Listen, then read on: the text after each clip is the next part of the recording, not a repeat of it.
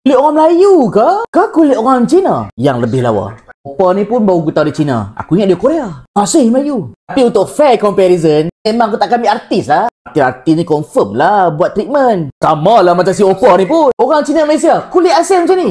Jangan menipu aku lah. Yang ni pun aku ambil daripada a few article. Kau tahu tak kajian ni dia buat dekat medical student? Dia tengok bangsa Melayu, bangsa Cina, bangsa India. Berdasarkan bangsa mana yang lebih banyak jerawat dan lebih berminyak. Ternyata Melayu.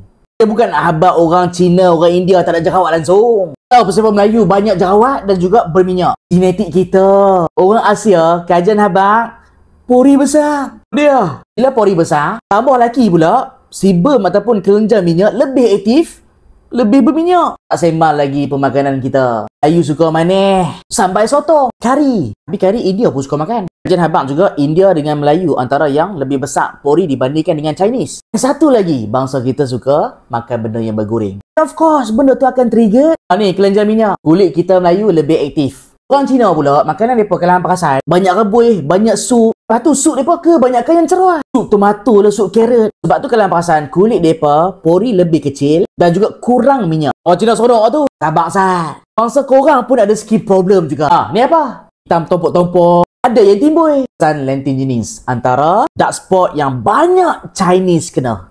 Lebih-lebih lagi kalau umur 50 tahun ke atas. Makin tua, makin banyak benda ni. Sebab apa ni? Sama macam case freckles, melasma semua. Hyperpigmentation. Sebab sel melanin terlalu aktif menghasilkan melanin pigment. Sebab tu orang yang kulit cerah, orang Cina kan kulit lebih cerah. So, mereka senang lah dapat yang ni. Tapi Melayu pun ada masalah pigmentation. Freckles, melasma. Ada. Satu lagi masalah. Bekas parut gelap jerawat. Berdasarkan kajian ikut skin ethnicity, Melayu senang dapat PIH. Parut gelap jerawat lah. Kalau Chinese, PIE. Parut merah. Rosacea. Antara problem utama rosacea adalah ni salur darah dekat kulit ni dia kembang. Terlalu sensitif. Dan ada some study said mengatakan ada kaitan dengan autoimmune disease. Orang yang kulit cerah, Chinese, kerap ada benda ni. Dan kalau ikutkan scale Fitzpatrick skin type, orang Melayu ni antara 4 dengan 5 dan Chinese pula 3 dengan 4. In conclusionnya, tak kisahlah bangsa apa sekalipun, setiap bangsa mesti akan ada skin issue yang tersendiri. Tak bermakna kita tak boleh dapat kulit yang licin, flawless, semua ada duit buat rawatan. Contoh rawatan estetik. Untuk cerah apa? CO2 laser, chemical peel, laser boleh, glutathione injection, microneedling, brightening facial, skincare. Skincare ni pastikan dia selamat, bahan yang terbukti berkesan, ada kajian. Lepas tu makanan yang seimbang lah. Sayur buah tinggi dengan antioksidan, ada juga brightening agent natural macam vitamin C, vitamin A, ada lemak baik yang boleh trigger skin moisturization macam omega 3. Kuih muih ni yang gula-gula tinggi kalau boleh pantang. Makanan high glycemic index rosakkan kulit.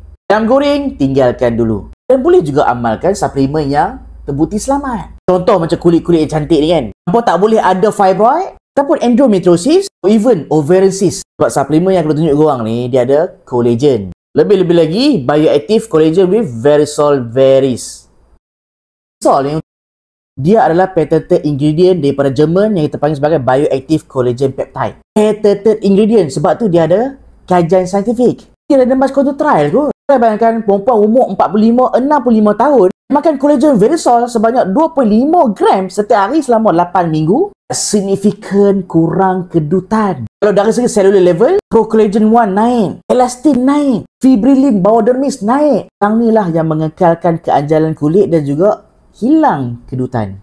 By the way, Verisol collagen ni daripada Jerman punya teknologi memang terbaik lah. Hello Ferry pakai. Korang try tengok kotak dia. Macam iPhone tu, tengok. Setiap sachet ni ada 20 gram berat dia.